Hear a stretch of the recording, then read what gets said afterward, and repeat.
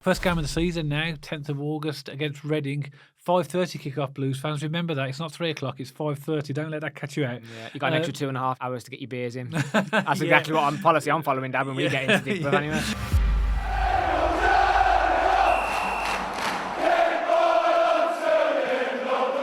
Welcome back to Small Heath Alliance FC, and today we're coming back with another unscripted video. And we like to do these every week, every other week, just to discuss everything that's going on around the club. We have no agenda points during these discussions, and we just talk a little bit about maybe some transfer rumours, maybe stuff off the pitch, on the pitch, and just see where we go with it, really. So, Dad, anything on your mind at the moment involving Birmingham City? I think the squad's starting to assemble quite nicely now. We're in that period now where we have got some players in. At the time of recording, we've got 5. We've just signed Alex Cochrane as our 5th signing to back up the signings of Emma Hansen, Bailey Peacock-Farrell, Ryan Alsop and Alfie May. And I'm chuffed to bits with them. You know, I really like the quality of what we've done. I know there's going to be more, and it just you feel better, doesn't it? Because after what happened last season, I'm sure all Blues fans will agree with this. You want something to feel different about the players, the squad, the team. And by bringing in new players, you're bringing in fresh energy, fresh blood, and they all look like really good quality signings to me. The signing of Alex Cochrane's gone down very well from what I've seen with the Blues fans, really well. And I really like the look of that guy. You know, I think he's going to be great for us. Yeah. But I know that at the time of recording, it hasn't been confirmed yet, but it looks like Manny Longello is off to Barnsley. Yeah. I think the signing of Alex Cochrane would have triggered that now. Yeah. And there's also rumours that potentially Bakuna could be going. Originally it was to Sivspor. Now I've heard rumours of the Middle East. Yeah, same. So I think the recruitment, is positive. I think it's really given the Blues fans a bit more of a lift.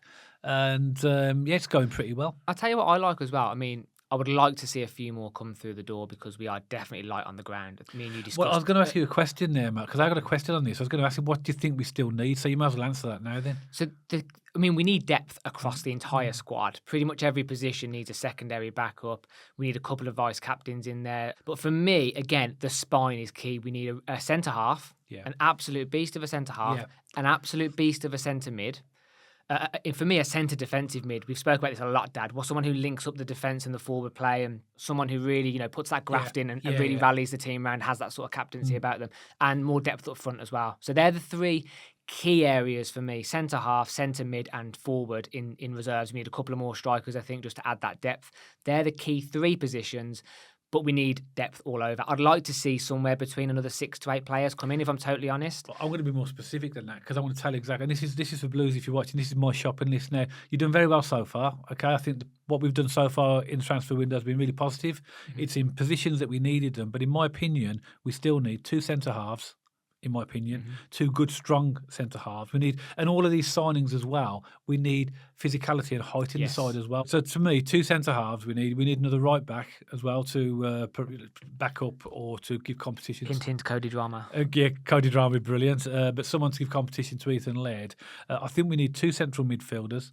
And I think we still need 2 forwards as well. So I think I've just probably given about 8 vacancies there. That I think we're. But as I say, same theme though, same positions. Yeah, that's what I think we need. Blues fans, what do you think we need? Let us know in the comments below. It'd be great to hear what you've got to say about where you think the big need is now in the team, because we're starting to build a team. Mm-hmm. There's no doubt about that, and you can see now. I think our left side is going to look very strong already. Yeah. So I think when you think about Cochrane and Hansen on that left-hand side, possibly with Buchanan as the left centre back, if he plays the 3 in the wing backs, that is a militant left-hand side. With not just physical in terms of defensive, but creativity with Hansen as well. I look at that side, look at the left side, but then I think now it makes me question the right side, because obviously we've got Ethan Laird, who at the moment will be the right back or the right wing back, and then on the right hand side, if Bakuna goes, he's been playing in that position over there, so that would be Miyoshi.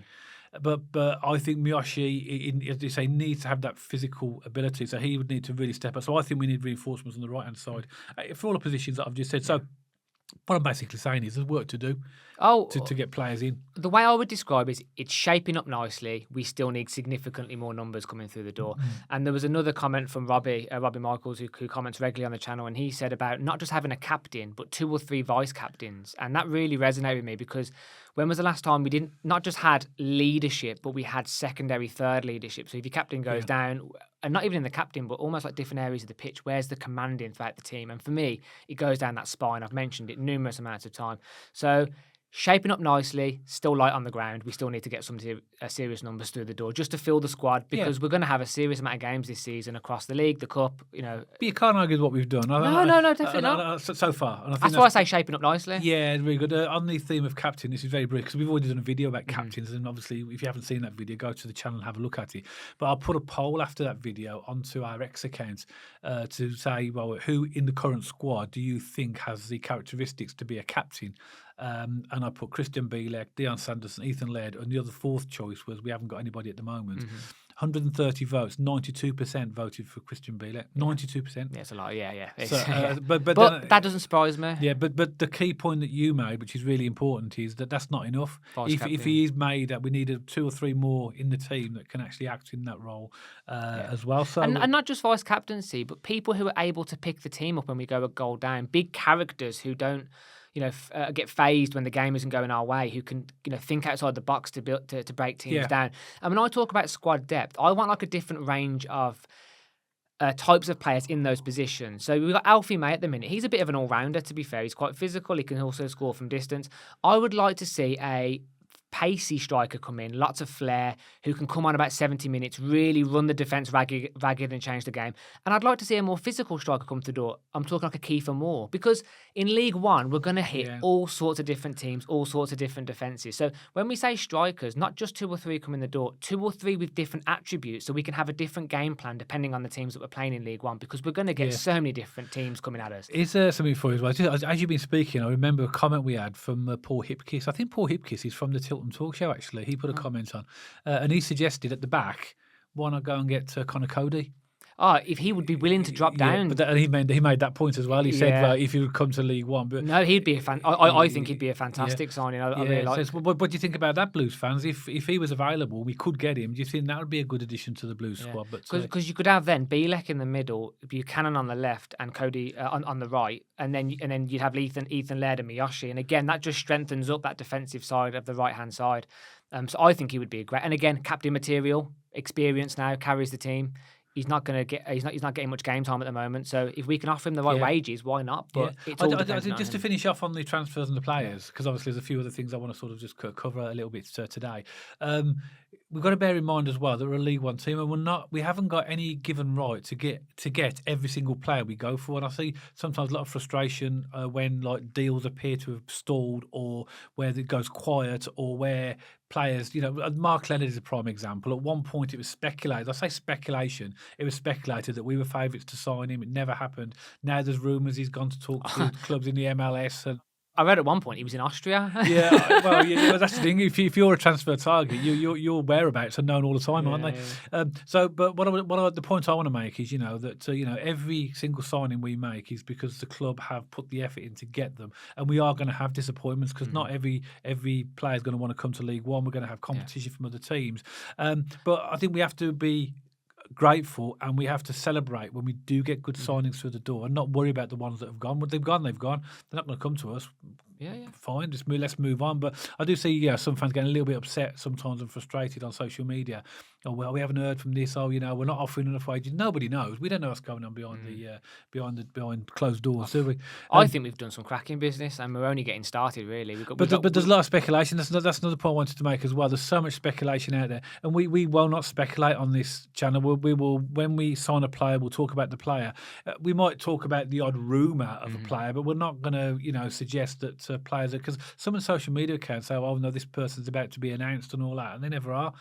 So it's all about facts, and actually everybody just calming down, just waiting for the club to announce it, because that's the only point we're certain we've got a player when the club announce it. I like the way we're doing business. We're not getting a player in every single day. I mean, I know Blues fans, I love getting caught up in the emotion as much as you do. I love seeing those club announcement posts come up on social media, we've signed someone. But the fact we're not doing that, again, it proves to me that the club are doing their due diligence, they're doing their homework behind the scenes. I think you hit the nail on the head. I think we have approached a lot of players, but we've been possibly declined because of the League One status. They don't want to play League One football. That's fine. We move on. Fine, we move on to the next one. But I think that the club is doing this the right way for the first time in many, many years. And when that first game comes at Reading, And bear in mind, we've still got a month of that transfer market until it closes. We've got until the end of August. We're going to see a significant amount of players come through the door at this club. And again, we said at the start, we're going to see some surprises. I think we already have. And I still think we're going to be surprised by the calibre of player we can bring in. Yeah. Has to be done on the transfers. I totally agree. Something else, Matt, really, really encouraging. The early bird season ticket window closed and we'd sold 16,500 tickets. My question for you is, firstly, how many do you think we will sell by the start of the season? And secondly, do you think the limited availability of tickets might be problems for fans now? Because if that many season tickets are sold, it means that less are available for general sale. So do you think it's going to be a problem for people getting tickets next season? One, just a congratulations and a well done to the fan base of this fantastic club. Absolutely fantastic. I think we're going to hit 20 by the time the season starts. I'd love to hit 20. I think that'd be a great milestone to hit. And I think you're right. I think away tickets have notoriously been difficult to get at this club. Dad, me and you have been working at it for a few years now, trying to get up that the member status club with the away tickets, and the home tickets are going to become the same. I think the more games we win, everyone loves to watch a winning team, don't they? So if we can genuinely live up to the bookies' expectations of our odds and start winning a lot of home games, I think we'll sell out a lot. And what's even more exciting than that is, what did we have? 7 home games last season when we won all 7. I mean, 20,000 season tickets will be absolutely phenomenal. I'd love that. I'm not too sure we'll get to exactly that level, but I think we'll approach it. But whatever happens, even if we don't sell any more, 16,500 for a team that's relegated into League One is absolutely phenomenal. Yeah. It really is. I think it shows as well that the Blues fans are behind the owners. They're bought in now to what's going on there. I think it's really going to set us up for a really good season. There's a mentality shift within this fan base at the moment. There's optimism. People are realising things are coming together slowly but surely. There's a buzz around the club. Everyone is enjoying what Wagner and Knighthead are doing. Investment. The stadium's going to look completely different. There's, as I say, we've got momentum as a fan base. And genuinely, I could see us creeping up into that 19,000, 20,000 mark of season tickets being sold. I really do. I'd love to see it as well. Yeah. I think it'd be absolutely fantastic. Well, there's no place quite like St.Andrews when it's a packed out Saturday 3 o'clock kickoff, and it's just fantastic. Well, again, let's say for argument's sake we do sell 20. 2,000 to 3,000 will go to the away team, because I imagine the away fans will want to come to St Andrews as well. So that will take it up to 22, 23. That doesn't leave, it only leaves about 4,000, because there's about a capacity of 27 or 28, isn't it? Something like that. So there's not going to be a lot of tickets from. Just on tickets as well, this is a really small thing. I'll quickly breeze past it. But I've been seeing as well, a lot of teams in League One have been putting Birmingham as their. You know, you have your A, your B, your C, your categories that they categorise the games. A lot of teams are putting Birmingham in the A category. So if you're a travelling Blues supporter, I think you're going to be paying quite a bit for your away tickets this year. As a small disclaimer, but Leighton Orient have put us as a double platinum, whatever that is. Isn't that 45 quid a game? I'm not too sure. It's a lot of money. Did see the prices, yeah. But you know, these clubs will use games against Birmingham. We've got a good following, and their fans will want to come see us. Why not? You know, make some money for themselves. Why not as well? Trevor Francis Memorial Game. Tickets are available now for that. That's on the 24th of July, 7:45 against Rangers. £15 an adult, £10 for seniors and for young adults. So it's affordable. And we've also the club have released a limited edition Trevor Francis merchandise. So they've released that the famous top from 1972. Is it 1972? This is the stripe one, the penguin top. That's the one, penguin top. I think it's 72. If it's not, I apologise. And they've also released a Trevor Francis limited edition scarf for 15 quid as well. So it's nice that they're not just hosting the game; they're doing a little bit around it as well. And as you say, good affordable price for people that can't get down there too often. And it should be a good atmosphere. Yeah, exactly. It'll be interesting to see what happens there, because from what I've seen, the pictures, the Cop car park at the moment is a building site, because obviously they're doing the fan zone. So it'll be interesting to see, because that game, it's next week, isn't it? So plunk the Rangers fans in there. But on the car park. But they've got something like 7,000 tickets. I bet they sell them all as well. But 7,000, they must have given the whole lower Gilmerick. Yeah. So that's good as well. Obviously, the pre-season's going on, and we know about Paderborn game that's happened. Obviously, Solihull Moors at the time of recording is actually tonight. Yeah. So we'll have a look and see what happens there as well. And obviously, work's going on in the stadium. I read something. Obviously, I think people are really excited about what work's been going on. I mean, fans are generally more excited about what happens to the team, because that's where we really matters to us. But fans are still genuinely excited about what's going on around the club as well. And I read a comment, somebody who knew somebody who works at the club, saying that we apparently, I don't know this, nobody knows this, but I've just gone on this statement. Apparently, we've got one of the best sound systems in Europe now. Right, really? So that's a bold statement to make. That is a bold statement. And to be fair, it couldn't get any worse. Like the sound system we had last year. I mean, how many times did me and you? I can barely hear what the song this is. We had a terrible sound system. It really ruined. It was completely pointless. When he reads the teams out, it's like every player's got the same name. You can't hear it, can you? Yeah. And also every half-time scores 0-0. Oh yeah. I'm sure they feed him the wrong information, you know. That's another thing, Birmingham City. If you won't need it now because I presume they come up on the screen. Yeah. Well, we're on the screen, right? Yeah, because the stadium announcer, oh my word, you know, obviously he's reading off partly script, and you know, when it comes to the halftime scores, it was always like, you know, 0-0.